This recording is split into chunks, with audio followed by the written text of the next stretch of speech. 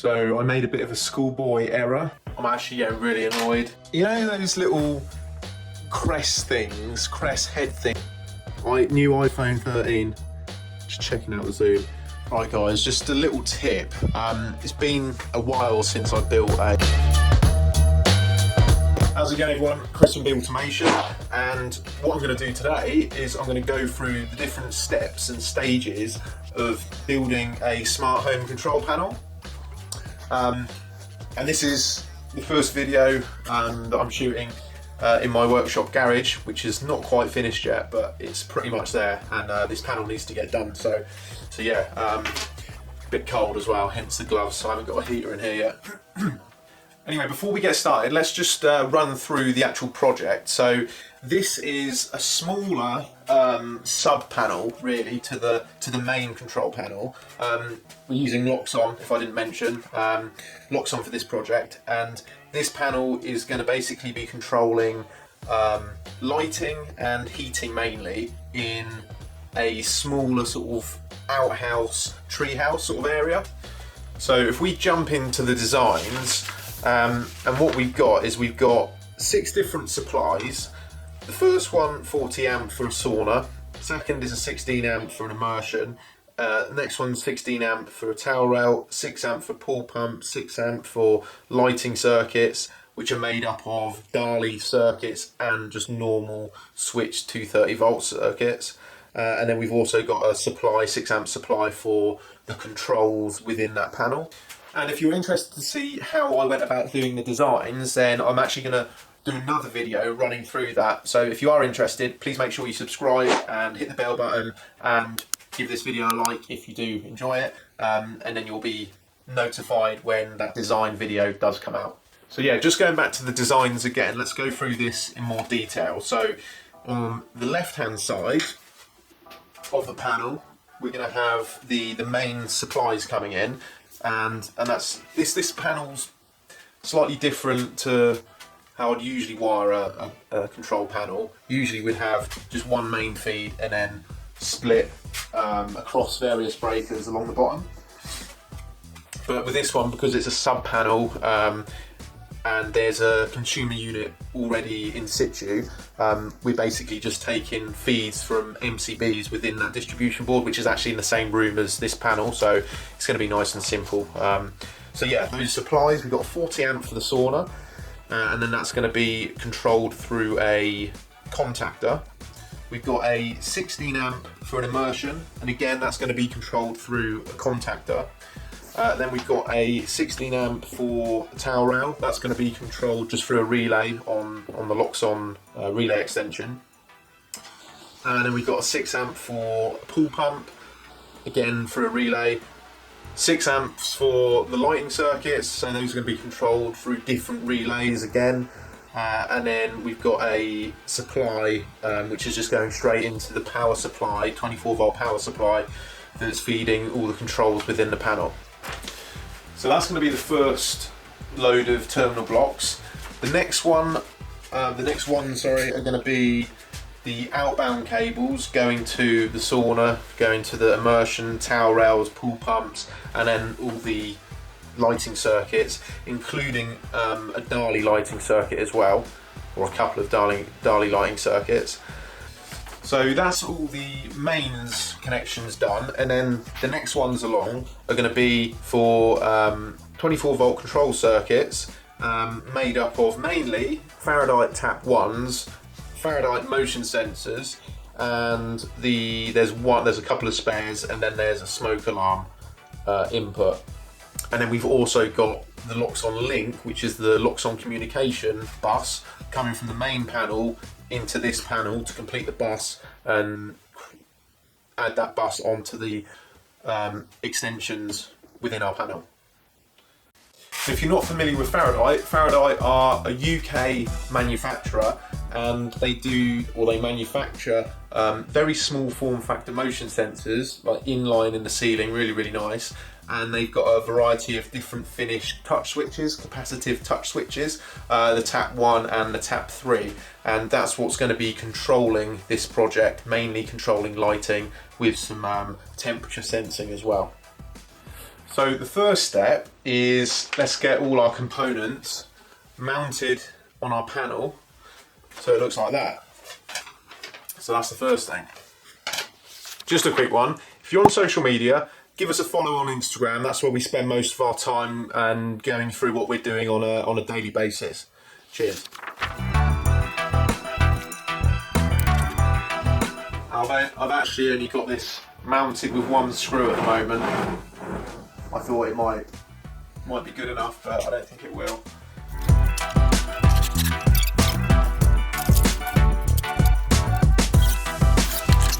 The first lot of terminals are going to be for the supplies, so put those on the far left.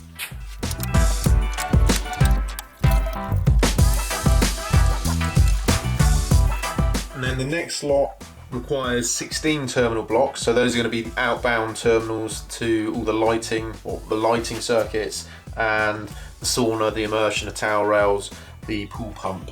But I've only ordered 10. Well, I only have 10 remaining of this type of terminal block, so either I change the terminal block type. These are Weedmuller, however you pronounce it. The other ones that I've got are Wago, so I'm going to keep it consistent, so it means I'm going to have to order some more. Not to worry. So those should come tomorrow, the next day, so but we carry on without them for now.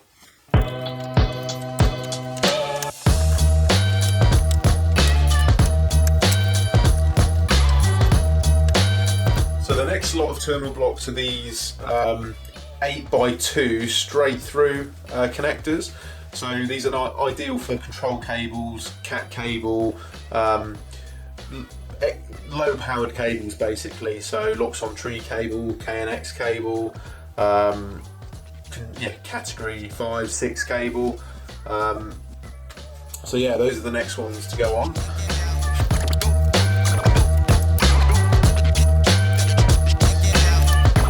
Next thing I'm going to do is label them. This just makes referencing when connecting cables much quicker and easier, so you might as well do it now. Problem is, my hands are so cold, I can't undo them, pull them out of their strip, and then plug them into the terminal block.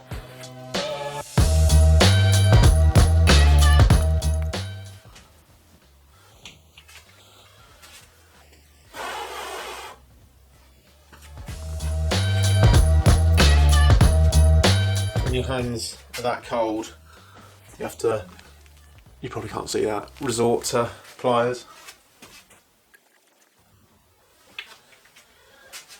That doesn't work either. For fuck's sake.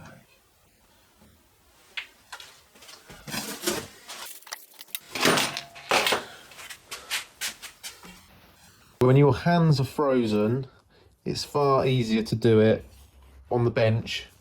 I've lost a number 25 somewhere. Hopefully it will turn up. You know when you drop something, you just can't help but keep looking for it. So I was probably wasted 5-10 minutes looking for it now, just in little bits here and there. But it will blatantly turn up, but it will turn up, tomorrow or something. But yeah, you can't help yourself but look for it. I'm actually getting really annoyed. It's equally as difficult getting these little bastards on the terminal blocks on the bench. I think I'll just leave it and go inside and do it where my hands are warmer, or just get someone with small fingers to do it. It's really annoying. Yeah, so I did actually plan for some breakers and a main switch. Got a bar somewhere. Yeah. Did actually plan for that, but then turned out that the distribution board was right next to it. So yeah, as I said, we're using feeds from that distribution board directly into the panel, and so yeah, we don't need to worry about that. So yeah, we got our, probably won't focus, will it?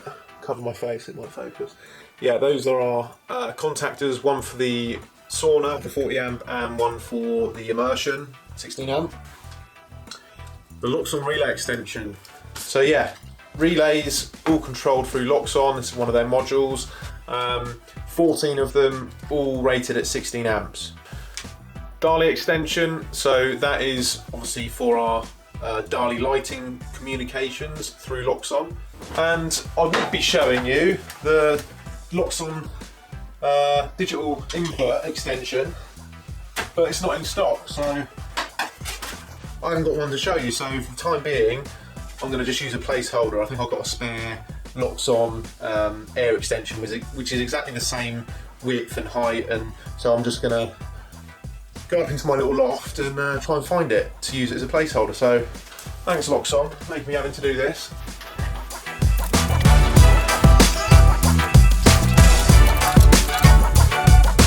Yeah, so exactly the same casing and size as the digital input extension, so I'll just use that for now. Hopefully the digital input extension will arrive before this job goes out, so touch wood. Next, we've got just a small power supply, 1.3 amps, 1.4 amps. It's interesting. Yeah, 1.25 amps. I thought it was 1.4 amps, but that'll do. And that's going down here. And then the final thing going into the panel is two of these, again similar to the blue ones, 8x2 way terminal blocks by Wiedmuller, but these are all interconnected, so whatever you put in you get out on all of them, so good for a 24 volt bus and, sorry not bus, 24 volt common to put your 24 volts all over the place, and the same with 0 volts. Right, now they're all mounted in place, but the missing terminals, I'll have to get those on order. What I'd usually do is I'd start with the mains. So the main supply, the feeds, do those first, then do the switched 230 volts for the lighting, the heaters, the immersion, and then go on to do the low power stuff and the controls. I'm actually going to reverse that order because one, I haven't got some 4mm cable, I'm waiting for that to arrive, and obviously those terminal blocks aren't there, so I'm going to do it in reverse order and do the control side and the extra low voltage stuff, 24 volts. After breaking your trunking finger bits, keep hold of them, because they do quite, especially when you've got really loaded up finger trunking with not much space. If you stick them in like that, I'll get a closer shot for you. But yeah, if you stick them in like that, that will actually keep all your cable within the trunking. So that's what it looks like with all the terminals and devices in place. You might say it's a little bit overkill, there's quite a lot of space, but customer wanted a matching future automation panel, plenty of space for expansion, and there was going to be some MCBs and the main switch down there, so really it's not too overkill, but that's what it looks like laid out. Now to wire it up. So that's the first cable done, the Loxone link, so that's coming in on 33 from the other panel, and it's going down here to the first extension, into the relay extension, out to the Dali extension, and then for now the airbase extension, which will be the digital input extension, and then there should be a 120 ohm resistor on the end of the bus, which I will remember to add before the panel goes out. Right, next part that I've just done, well firstly I've actually moved everything in a bit, got plenty of room, so let's make it easy for the people to actually mount it. Move those devices out of the way, so that should make it easy to mount. But what I've done now is 24 volts out of the power supply, and that's actually running up here and then out, and it's going relay extension, Dali, and then that for now with digital input. Yeah, also moved these common bars or common terminals from over here because they actually stick out further than this, and that top bit's going to be completely covered. So anyway, the next bit is going to take 24 volts and 0 volts out of here, and I'm going to link it to various terminal blocks here that require 24 volts and 0 volts, which is basically all of them. Okay, and then the next bit of the 24 volt distribution is out of here and one cable's going here, and then as you can see linking across, another cable on these five here linking across, and then just a single 24 volt going up to 27 and 28 linking across, and that's for the motion sensors, I think. Yeah, that's it. So they need an extra 24 volts on each. So yeah, that's the 24 volt distribution done. The next thing, well, you'll see. So I made a bit of a schoolboy error, and you see this bar here, this top bar. If that's on these little feet, if you can see those feet there, standoffs, you can't actually get the covering plate on. So just a little tip: make sure you take those feet off and mount the DIN rail flat against this panel. I'll show you what it looks like in a minute, but just an easy one to forget. Yeah, so you get the DIN rail off, hanging by a thread there.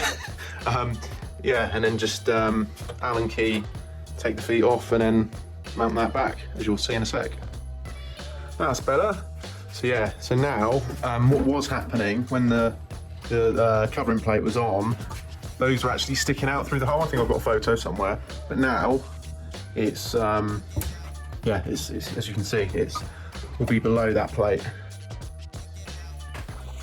Right, day 2. Not that it's taken 2 days to get that far, but yeah, as you saw on the close-up videos, this is where we're at now. So we've got all the terminal blocks, we've mounted those back, so we've taken off the feet of the DIN rail, so the cover plate actually goes on, and also, if it'll focus, we've got this digital input extension. So I've got 20 digital inputs within this extension that can give feedback on whether a door's open, whether you've pressed a switch, whether a motion sensor's been triggered. So that's what that's going to be used for. That's going to be used for the Faraday motion sensors and the Faraday touch ones. So I can get that in there and remove the placeholder of the airbase. Right, just before I get started, that is the digital input extension added now, and because it's the last thing, look at that zoom. New iPhone 13, just checking out the zoom. Yeah, 120 ohm resistor at the end of the Loxone bus. So yeah, one not to forget. So just before starting the mains, it's just doing the digital inputs that are going from there up here and then into these connectors up here. So I always basically take the length of the longest cable, so that'll be from there to the furthest side here with a little bit of a service loop. Take that length and then cut as many as I need at that length, and then I test, let's see if that will focus, I test the depth of how much it needs to be stripped back. So annoyingly, it needs to be slightly deeper on this one, on these terminal blocks, than into this digital input. So I'll strip back all the ends for the digital input, so I'm putting those in first, and then I'll make this is a quality tool, Nip X stripper. I'll increase the length a little bit, and then strip all the other ends to go into the terminal blocks. You know those little crest head things that you used to have as a kid? Kind of reminds me of that. People might be saying, oh, why are you using green? That's for tree cable. Yeah, that's true. Green is for tree, but because there's no tree in this panel, and I want to stick with using this, I can't remember what it's called, panel wire from FS Cables, and it's tri-rated, I'm going to use green for all the digital inputs. So that's the reason for that. There we go then, the little Crest potato head man is dressed in and ready to go out to the Faraday tap ones and the Faraday motion sensors and a smoke alarm. Let us know in the comments what content you'd like to see more of, whether it's Loxone, K&X, Control 4, or smart home in general, or building automation, or panel work, anything. Just give us a shout in the comments and we'll try and produce some more content in line with that.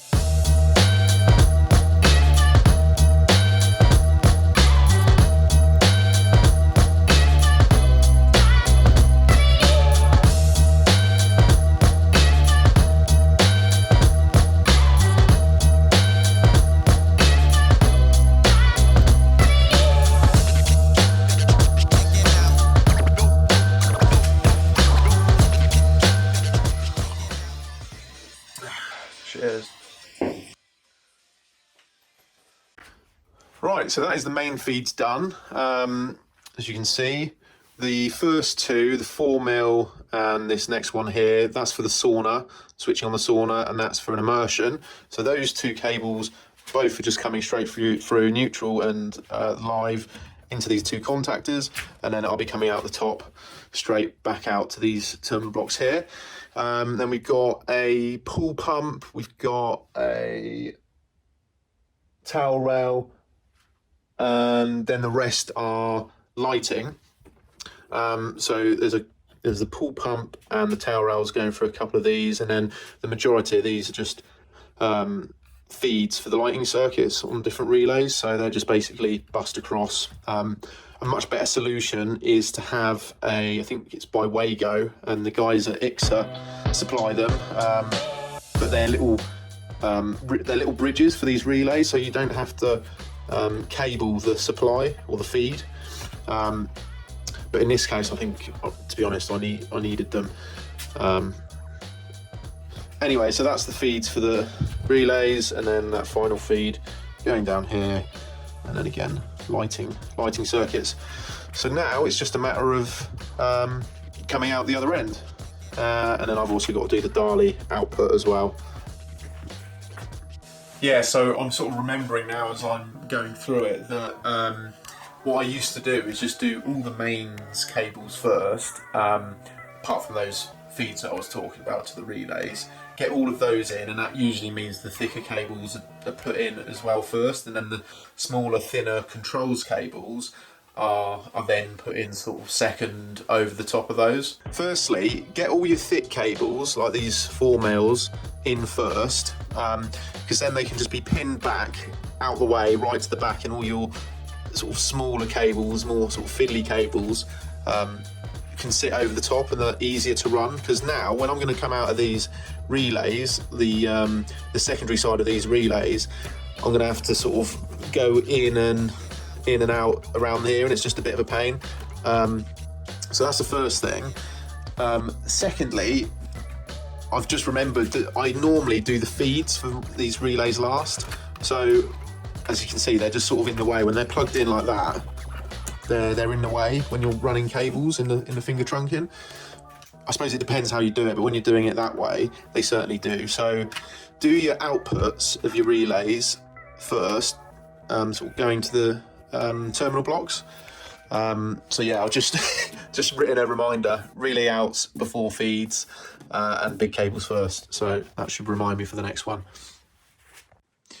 Right, that is it, all done and wired. Been battling with my OCD for the last hour and a half, basically just rearranging how these cables are all swooping around. One thing that I might come back to tomorrow is just sort out these feed wires. I don't really like how they look at the moment. I don't know how I'm going to make them look that much better, and to be fair, once the trunking's on, once the covers are on, let's have a look. It's basically going to look like that, so you don't really see it, but still it looks a bit pants when you pull the trunking off. But yeah, that's it, basically done. Added in the Dali as well, ready for testing. So what I'll do tomorrow is just a continuity test, just buzzing through the cables. Functionality wise, there's no mini server to connect. I suppose I could connect a mini server to it, but no, my friend Chris, who is commissioning it, will be able to do all of that. So yeah, I'll run through the testing tomorrow. Hello again. Okay, right, so the last bit now is just testing, and it's not going to be a full-blown functionality test where I'm going to connect the laptop and program it and test all the I/O that way. It's literally just going to be a straightforward continuity test, just buzzing the cables from one end to the other and making sure that they are connected, and if they're not, put them right, and yeah, just ticking off the drawings really. So I can't really film this too well, but it's pretty self-explanatory really. Supply coming in here, we're pretending that that's supply coming in, and we're basically buzzing out that cable, so the neutral goes over to here, there we go, and then we do the same on the other side. Make sure that that goes to number 7 neutral, back out to the sauna, and we just do that on every single circuit within the panel. So that's the mains checked, all continuity's all right. And then to do the thinner stuff, like the Loxone link, the digital inputs, the 24 volt power supply, yeah, what I do is I just strip back a bit of thinner cable, wrap it around the probes, and Bob's your uncle. A couple of little labels there just to let the guys who are installing or commissioning that those are the feeds coming in and those are the circuits coming out. I would sometimes, depending on how big the panel is and the documentation, put labels on here, but it's all very obvious. Let's have a look at this.